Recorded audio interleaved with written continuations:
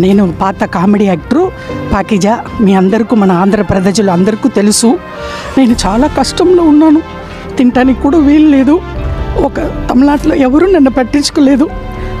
తమ్ముడు గారు, deputy CM గారు పవన్ కళ్యాణ్ గారికి నేను చెప్పాను.